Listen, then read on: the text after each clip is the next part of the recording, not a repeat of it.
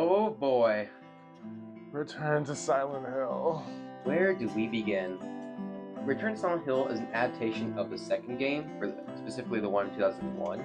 It is directed by Christopher Gans, who directed the first Silent Hill film. This film is essentially meant to be a spiritual sequel to the first film, along with what was considered a faithful adaptation of the game itself.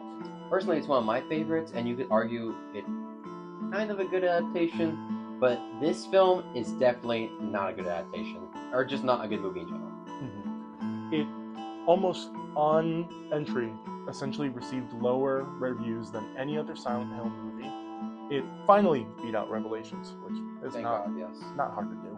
I think we should start getting into what this movie is. Absolutely. The film takes the story of James Sunderland, who returns to Silent Hill after getting a letter from his girlfriend to return to Silent Hill, which is the first place they met. Again, this review is not about an adaptation of Silent Hill 2, it's more about the story that this movie is and how the changes work or don't. So basically, this film, despite trying to be a faithful adaptation of Silent Hill 2, very quickly kind of goes on a bender. It very quickly departs from what most people know as a Silent Hill 2 story, whether you're talking about the remake or the original game back from the 2000s. Absolutely, man. It goes off pretty good. Like, the first act is not that bad, but I would say, like, the minute that he gets to the Woodside Apartments, or, like, just like when he gets to Silent Hill in general, it just starts derailing into, like, a chaotic journey. Yeah. It feels very disjointed compared to the games, which is saying a lot, because Silent Hill games are very... It's not like it's a masterpiece of figuring things out, but you do have to put some effort into getting out the story. But when you splice in random dramatic flashbacks that introduce an area for no reason at all, it really does divide the story up even more. Going back to those flashbacks, there's a constant flashback between James and Mary, like before the events of the story. And that sounds like an interesting concept, but in practice, it's not, and it ruins the pacing of the story. There was literally a moment, like, in the theater where I screamed, what are we doing? Please, like, go back to what we're doing. Go back to the story. And, like, I won't lie, a lot of the set design early on, like, especially those first opening minutes where he's walking through Silent Hill, it's wonderful. It does feel faithful. But eventually the whole movie starts to look almost animated, kind of like a video game, very cheap. And characters themselves, I mean, James and Mary, fine. I think the actor for James did what he could with the script. But almost every other character in this movie, whether it's Angela, Maria, or Eddie. Don't even get me started with Eddie. I'm sorry, I have to go back to that. Go for it. They should have just written that character out of this movie. I cannot name one thing that excuses his existence in this movie. It's just nuts. It's crazy. I mean, Eddie's not the most important character in the game. I think he's quite pivotal, and I think he's a good parallel to James.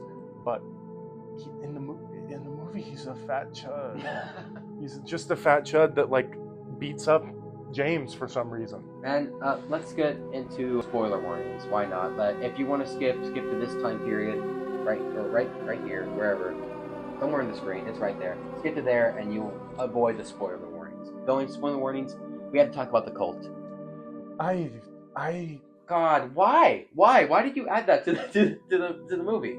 I mean, it removes the focus of James and Mary's relationship, which is like the main reason why James is in Silent Hill. It just ruins the entire pacing of it, and like I didn't even know what was going on at certain points. I get that there needs to be cohesion. Like, you can say that the movies take place in a different continuity than the game. That's a fine excuse, and I get that there needs to be cohesion between the two movies. But it just, you're right, it takes away. It's the same cult. This isn't even the same cult from the first movie. It's just like it's a completely different cult. Stupid. No, you're not. It's just like I would think so as well. Okay, this is the same cult. Which even then, in that case, it feels wrong. But it puts pressure on James and Mary's relationship. I feel a majority of Silent Hill's like tension comes from the fact James was not a good guy. Yes. James is a like boyfriend partner, and this movie loves to make him look cool. Like opening with him driving down the highway smoking a joint with his cool ass paintings in the backseat, and then cutting to him like having a John Wick-esque bar fight. Like, there's something so ridiculous about painting a grocery store clerk. Yeah. As, like, he's not an... I get it. different takes on the character, but it's like the antithesis. They make what James thinks of himself to be in the game what he actually is in the movie. Him euthanizing Mary is like a huge part of the first game of the game. It's a huge part of the story, and how it's like it's very, I don't know how to say, controversial. Yeah, Like it's a thing that's like, oh, that's very toxic of him. Like did Mary want to die? He did it out of selfish reasons? Yes, In this movie, it's more of a mercy killing. Yeah, and it's like, why you ruined that twist. This movie does everything it can to paint James in this sort of like savior light, Yes. and it takes away from Mary's character almost completely, because instead of being this, developed, tense character, she becomes essentially just a damsel in distress. Yes. Multiple times over.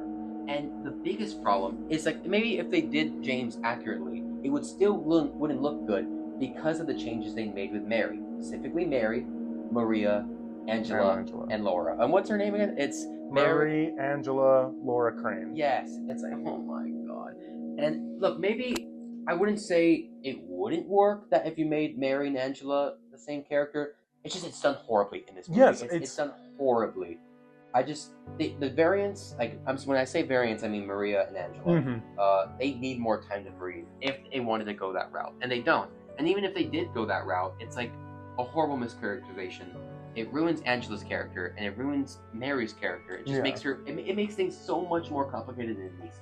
I would say it even kind of taints Maria's character, as I won't say she's two-dimensional, but she definitely has a set purpose and design in the game, and it's not hard to it's not hard to mess that up. Maria and Angela barely come out in this movie at all. Mm-hmm. And okay, I'm gonna give some credit, some good stuff right here.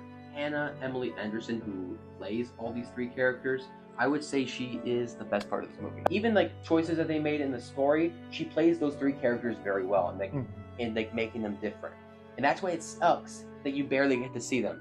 It's like, I want to see more of her. Every time she was on screen, it's like, okay, we're good here. And then she leaves and like, okay, this movie goes back to being hot garbage. I think the acting isn't spectacular by any means. I think it is probably the best part of this movie, or at least one of the better parts. A little bit more good soundtrack. Akira Yamamoka, who did the soundtrack for almost all the games, he comes back for this movie, and his old callbacks, like the original soundtrack, and also new additions are awesome. Like, there was one point where, like, the bar scene, they play a song from, like, the fourth game. Like, yes. That was so cool. But I just wish the movie could follow up with the music. And it doesn't. I feel they could have relied more on kind of the legacy soundtracks a bit more. I felt that the newer tracks were good. They weren't bad by any means. But there were some points where I was like, okay, I feel like I could recognize at least, like, 10 songs from the Silent Hill 2 soundtrack that I'm not hearing here. And it's just very... It's kind of messy. Yeah. A few more good things. The creature designs, I won't say was awesome. I would say I think they were cool. Yeah. But that's it. I like the Layton figures. The line figures, they made it more female. Honestly, I thought that was pretty cool. The nurses were disappointing. So disappointing. I think within, like, even the franchises of the movies, I think this is probably one of the weaker entries for creatures. Yes, that is fair. Yes. And I think we can get to, like, one of the cardinal sins this movie makes for me. And I won't act like I'm a Silent Hill super fan. I love Pyramid Head. I love him deeply. He was one of the only reasons I've ever downloaded Dead by Daylight and played for 5 hours. They killed my son in this movie. No, they killed my son dead. This is his movie. This is the only movie he comes out, or this is the only game he comes out in, and this movie comes out twice. And they do such a shallow representation of what he's supposed to be. It could have been cool, him making James and Pyramid Head connected in some sort of way, but it's so in your face. They're the same person. It's like him torturing himself. It's so in your face that it makes it laughable. Yeah, I think it's good to have cohesion between James and Pyramid Head, just because I think Pyramid Head is a wonderful, and just even outside of Silent Hill, is a wonderful representation of guilt and, like, essentially covering yourself up from accepting your own actions. And I just think that immediately, one, like, breaking off pieces of that mask and showing, oh my god, it's actually literally James. Yes. It's literally James. I feel like that takes away from Pyramid Head's character, which it's not like he's super developed. Yeah, it's really disappointing. I think there's too much to kind of divulge or like dissect about the ending, because I think going the kind of I forget what it's called in the game. In water. Yeah. I was gonna say water. That was a cool part of it. But yeah, the ending just kind of like the self-fulfillment. James gets what he wants. James wins. James Sunderland wins the movie. I did not like that at all, though. Yeah, it's really disappointing. So in review, there's some decent parts, to say the least, but that does not save this movie. It's bloated. It's rushed story elements. It's obvious that it wanted to go 2 hours long. Obviously. But it just doesn't. It feels like an unfinished movie, and it probably is. Yeah, I think if you're a Silent Hill fan, at some point you're going to watch this movie. Yeah.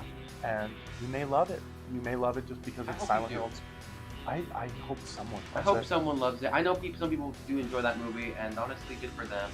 I'm just more disappointed than I am mad. Yeah, I mean, new game coming out, though. Silent Hill Townfall. I'm excited for that one. I'm really excited for that one. So our rating for this movie is 3 out of 10. Oh, what a shame. But it's still not the worst Silent Hill movie. That belongs to Revelations. Not even fighting about that. God, please don't. Bye. Bye. That's it. That's the end.